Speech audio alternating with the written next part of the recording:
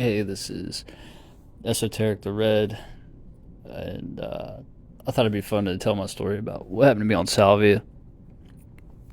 Um, it's a long time ago. There was a drug called salvia that was legal when it shouldn't have been, and you could pretty much just go up to any head shop and buy salvia. And salvia came in like different strengths. So you get 20x salvia, 30x salvia, 40x salvia. I think the one I took during this trip was 80x. And I was only a teenager, 16 years old. I worked at a movie theater as a ticket teller. Uh, I was a projectionist too. That was back when you actually had the thread. You actually had to get a reel and get reels and splice them together, thread the projector. Uh, that all went digital while I was working there. But anyways, there was a friend that I had who he was kind of obsessed with salvia, but really wasn't obsessed with doing it. I think he tried it a couple times, but he liked to give it to his friends. And just so happens one night we're both working together, and he's like, "Hey, man, I got a surprise for you." I was like, it's salvia, isn't it? I already knew what he was into. He's like, "Yeah." He was like, "You want to do it on break?" See, in salvia, it's a highly potent psychedelic, but the trips are only supposed to last about 15 minutes, and it just so happens that's how long my break was. And when I was a teenager, I wasn't afraid to try things. There was times me and my friend would go out to CVS, Walmart, Kmart, every store we could find just to get the cough medicine. So I was pretty wild when I was younger. I was it seems like I was always looking for some kind of high.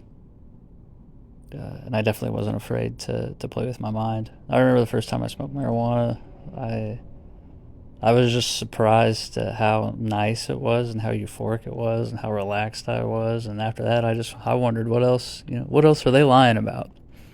Well, they weren't lying about salvia. Salvia is one of the most potent psychedelics that exists.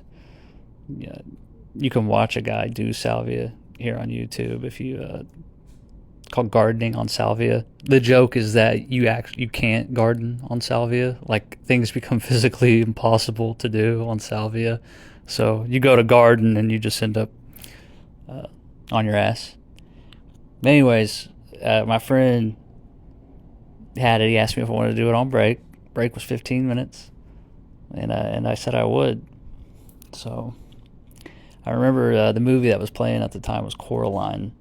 If you haven't seen Coraline, it's an animated movie. Around the time that it came out, its animation style was, or at least to me, seemed pretty, I guess, new, seemed pretty fresh. I thought it would be neat to take a psychedelic and watch Coraline. But that's the funny part about it. You can't garden on salvia, and in this case, I couldn't even get out of my car after hitting the pipe. It's funny in hindsight that I actually thought that I was going to be able to make it inside. So, anyways, break rolls around, and me and my friend go out to my car. He hands it to me.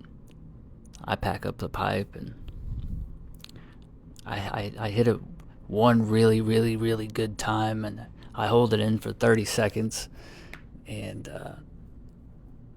eventually, I let it out, and the first thing that happens is I start laughing just uncontrollably. Just spontaneous, just heaps and heaps of laughter. But then, for some reason, in the middle of that laughter, I went into a trance, and I had what I would call one of the most psychedelic mystical experiences still to this day of my life. And I've got tons of stories. I've I've been practicing uh, spirituality or hermetics, magic for years and years and years, and this particular experience on psychedelics is still one of the most intense experiences I've ever had, hands down. I go into that trance, and immediately in front of me, it's like I'm not even in the car. There's no there was no remembrance of being in a car, of being on a drug. And so everything that follows this was just like spontaneously happening. Uh, in front of me, the steering wheel and the windshield, and where the door meets the windshield, all of that formed like the top of the steering wheel was my mom's shoulder. My mom's hair was where the door meets the windshield, and the windshield itself all became images of the rest of my family. So I have a few brothers and my dad too, and I'm looking at this image of my family, only they look like they're fake. They look like they're like made of like Legos or something like Legos. And I remember I looked at my mom's hair, and my vision zoomed in and zoomed in and zoomed in and zoomed in until I was looking at a single strand of my mom's hair.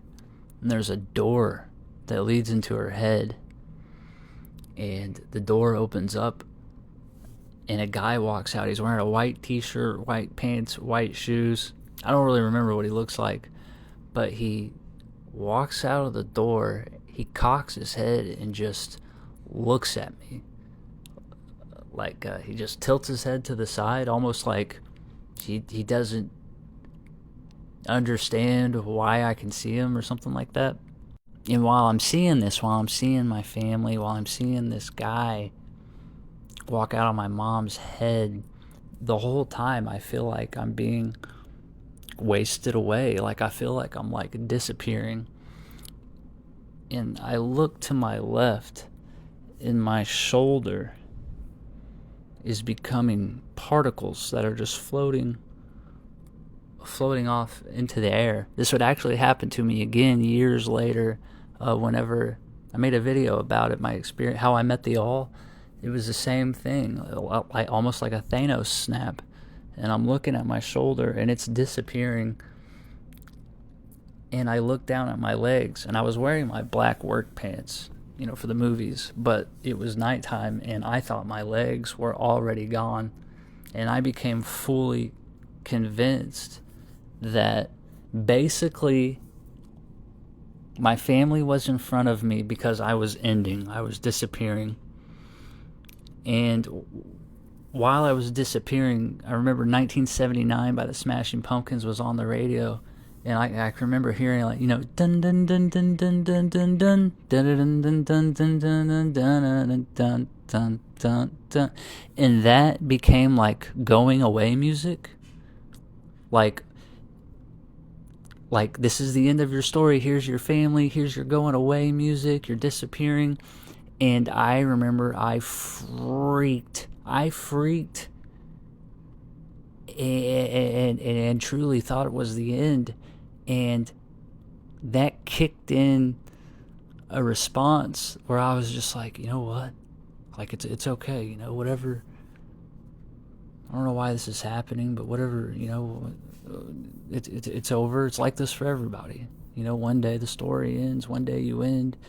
And whatever created me is ending me, and it's going to be okay. It's no big deal. It's no big deal that you're over. And I accepted it. And once I accepted it, I fully dissipated.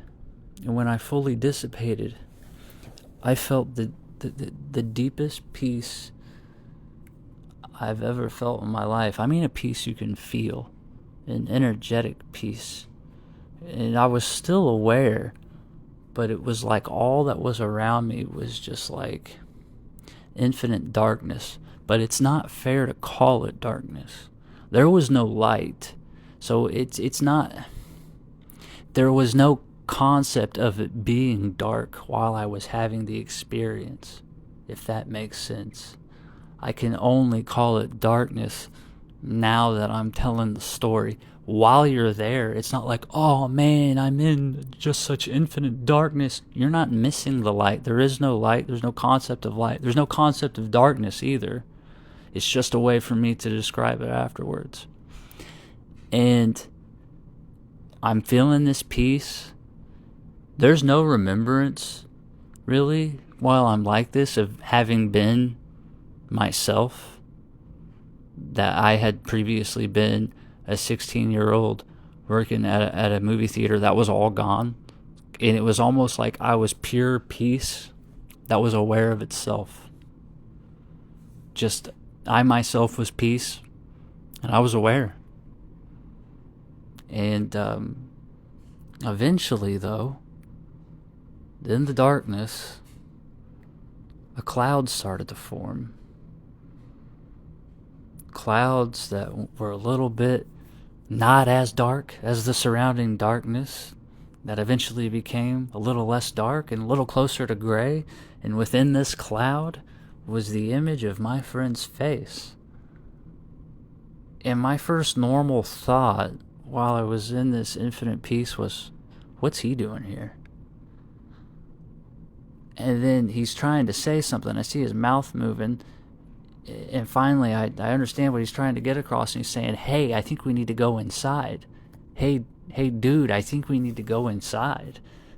And this, like, takes me out of this, like, infinite peace that I'm sitting in. And, you know, I had to, like, remember who I was. I was like, oh, okay, my name is... And I was like, okay, I live in this town. And I was like... And I remember I was, like, incredibly surprised at myself. I was like, oh my God, I'm doing this at work right now? Which is funny, because before I went out to my car, I was like, oh yeah, I'm doing this at work, you know, like a little devil. But afterwards, I was like, oh my God, what am I doing? Like, that's a horrible decision. Why would I do that? So it was almost like a little rebirth for me. A little rebirth for me before I even knew of concepts like being reborn. I remember as I was going back inside, the floor had like a confetti design. And as I was walking, the confetti became like little squiggly lines, like little squiggly snakes that were like going with me, like as I was walking down the hallway. And then that was the last thing that I had. But yeah, that was salvia. I would say that's probably the second time I experienced a rebirth in my life. First time would have been I experienced a rebirth when I was a kid at church, when I went up to the altar. And I would say the second time was when I was 16 and did salvia. It was amazing. I've thought a lot about what that trip could mean since then. At the time, you know, as a kid, I was just kind of like, whoa, that was trippy. But I've thought a lot about that trip since then. The guy in the head ending as a story, it was, yeah, it's fun to chew on.